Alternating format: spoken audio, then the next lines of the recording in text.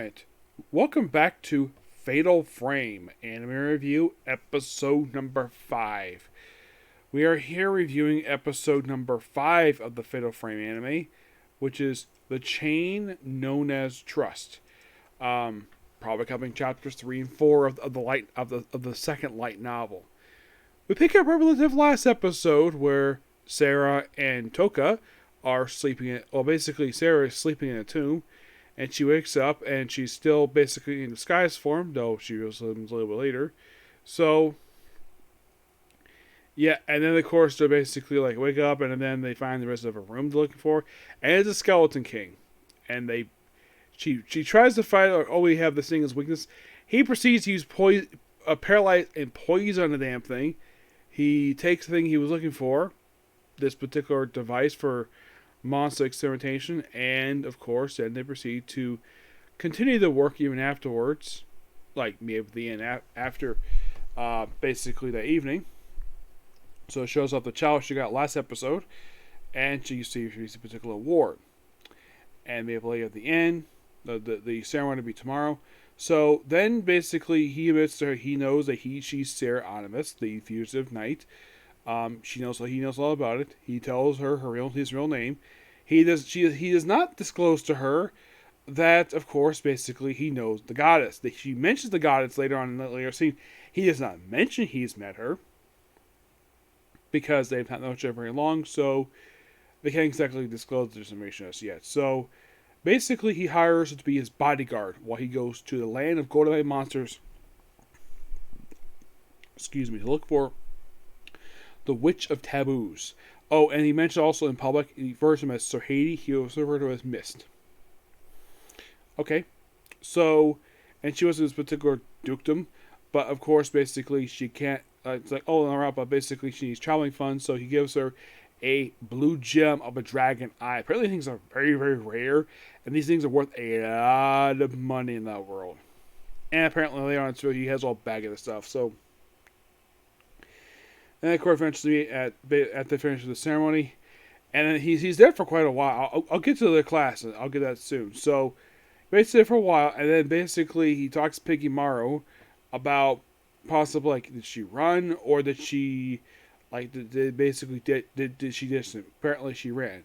So walk around looking for her, and then he hears, oh crap, her identity as the fugitive princess has been outed. Somehow, actually, it's because of the crystal ball thing that they saw in the previous scene with the reception.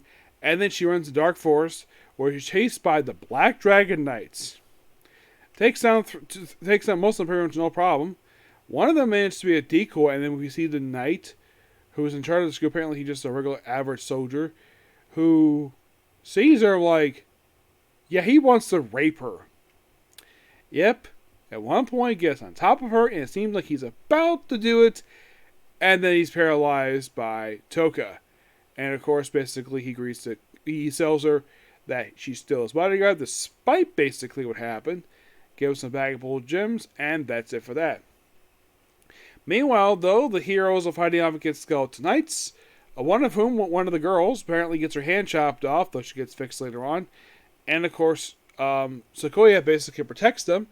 And of course, one of the classmates proceeds to act like a complete idiot and nearly burn his own classmates because he does not care about his surroundings. He does not freaking give a damn at all. He just killed the Skeleton Knight. Of course, the stupid goddess proceeds to talk to her feel the hell, no problem. I can't do it for everybody, but the only reason because she's a B class hero. And agrees, and she also tells her that she has to take on the C class heroes.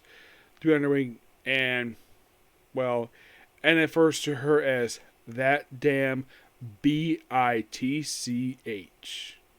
Yes, she seriously said that in the episode, and that's it. Yep. One thing I do have good criticism for this episode. Most of the episode look really good.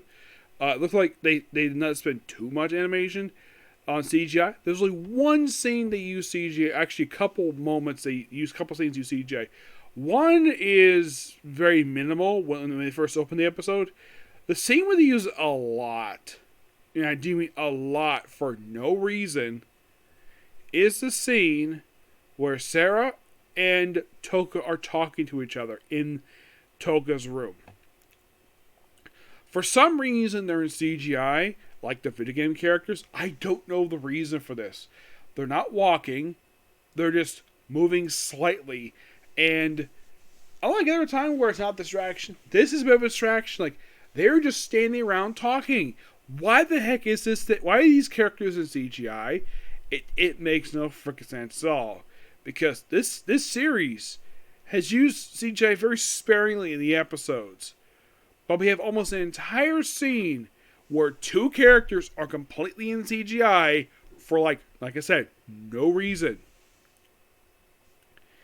It's almost like the people who make this series, I mean, the story, I love the story, I love the writing, everything else is good with the series except for the CGI. It's much more distracting this episode than it was in the last two episodes, the previous 4 episodes of the series. Now, as of now, we're almost halfway through the season already. I only jumped into the series just not even a couple weeks ago. Like, the first episode I watched, episode 1, but actually it was more like, this is 5. Basically, about 3 weeks ago is when I start watching the series. And I do enjoy the story for this series. I'm definitely looking forward to more, but we'll find out more as time goes on. Yep. So yeah, that's a particular view. Please be sure to like, comment, subscribe, turn notifications, and do another like button. Next up is another Comic Corner, and then I'm going to do the Misfit Demon Academy. The reason I pick this one next, because there's not many episodes left of this one. Okay? But next video. Bye.